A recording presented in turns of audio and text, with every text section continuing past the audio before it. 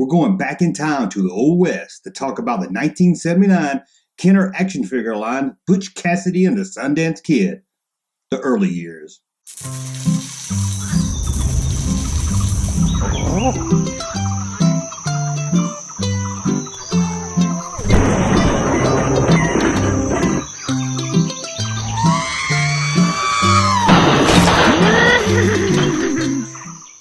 Welcome back to the Junk Room, everybody. It's me, the Junkman, coming back at you with a whole nother video.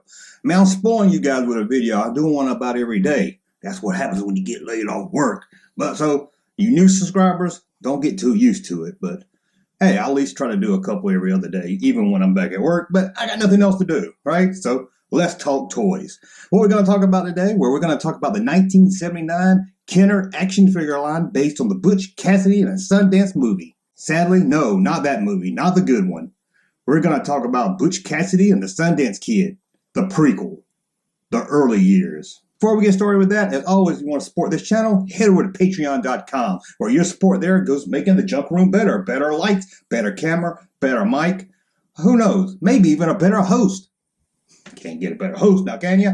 Anyway, if you want to support the channel, head over to patreon.com, or if you want to support another way, or both ways, head over to thatjunkman.com. Click the link to the t-shirts and buy a cool t-shirt like this one right here. The Bounty Hunter, our top seller. But we also got one that has the Star Wars heroes on it. The Creature Cantina aliens and more. So let's get to it. Let's talk about the 1979 Kenner action figure line based on Butch Cassidy and the Sundance Kid. The early years, not the good one. Even when they made it to the big time, it wasn't like the first time. Butch and Sundance, the early days. It was 1978 and Kenner was doing the backstroke into a pool of money, thanks to the Kenner Star Wars action figure line. But Kenner knew they couldn't put all their money into Star Wars. And this whole movie tie-in thing was kind of new, as most movies would come and go within about a year. And before Star Wars, the only major action figure line based on a film was Planet of the Apes. So Kenner knew they had to have something more than just Star Wars. Who knows, the sequel to Star Wars could have flopped, or kids could have moved on by the time it came out, and the company could have crashed and burned, putting all their money into Star Wars. Kenner already had a great relationship with the 20th Century Fox thanks to Star Wars, so they got together again to make figures based on Butch Cassidy and the Sundance Kid. No, not that one. We're talking about Butch Cassidy and the Sundance Kid, the early years, the prequel from 1979.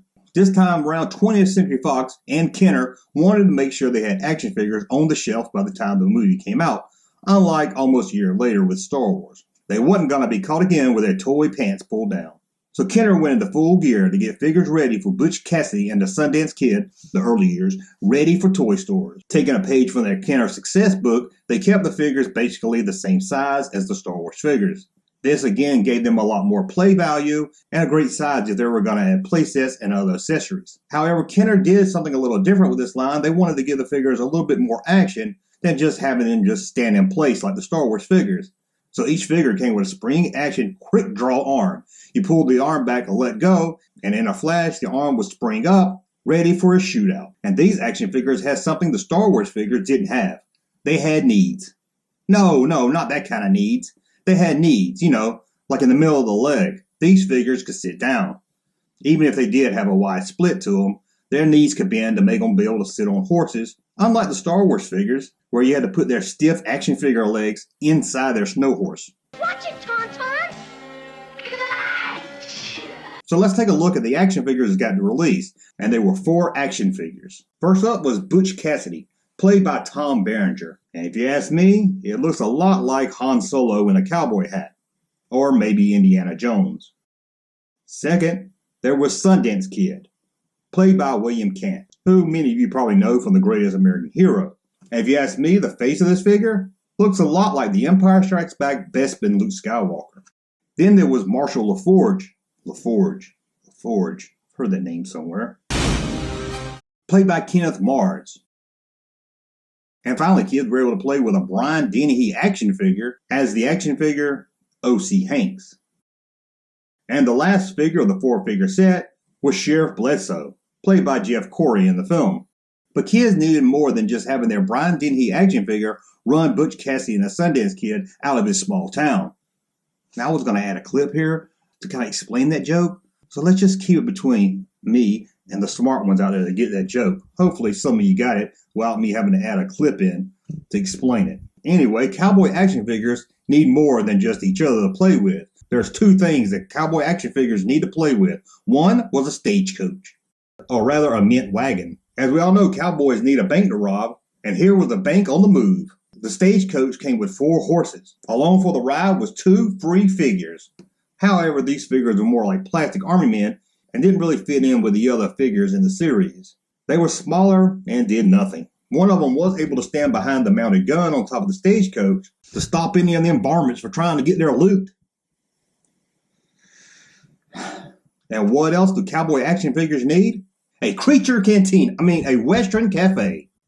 And yes, we all know what this Western cafe is. It has the same features as the Star Wars Creature Cantina, but of course comes with different stickers and a different backdrop to give it that Western saloon look. However, the Creature Cantina, the Western Cafe, was never released in the Butch Cassidy and the Sundance Kid, the early years, action figure line. To play with your cowboy action figures, Kenner had it all. A quick draw action for your shootouts, a stagecoach to rob, and a place to have a bar fight. But there was one thing seen in every cowboy film that was missing. No, I'm not talking about the town floozy.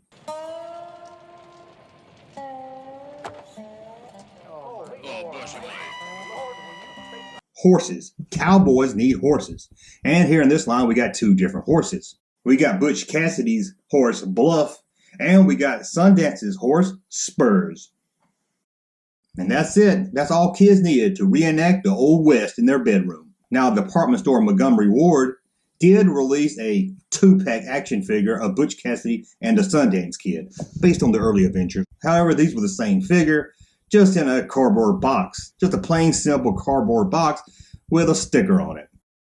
Kenner probably had a lot of the Butch Cassidy and Sundance action figures laying around the warehouse, so they found a way to sell them cheaply by throwing them in a box and shipping them over to Montgomery Ward. But that was it. Kenner was ready. This time they were going to have action figures waiting for the kids to come by them after they see the film. But there was one slight problem. Kids didn't see the film. In fact, most people didn't see the film.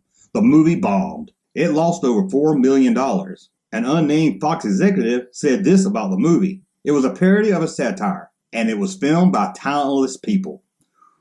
Whew, man. You'll have the time of your life, just like they did. We're going to be famous!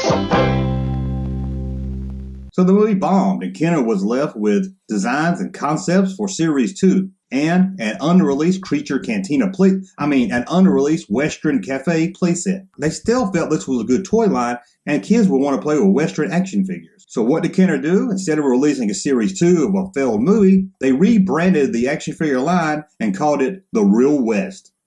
Their plan was to re-release the Butch Cassidy and Sundance figure line, but they were going to add 3 more Western heroes to the set. The 3 figures, Geronimo, Billy the Kid, and Jesse James.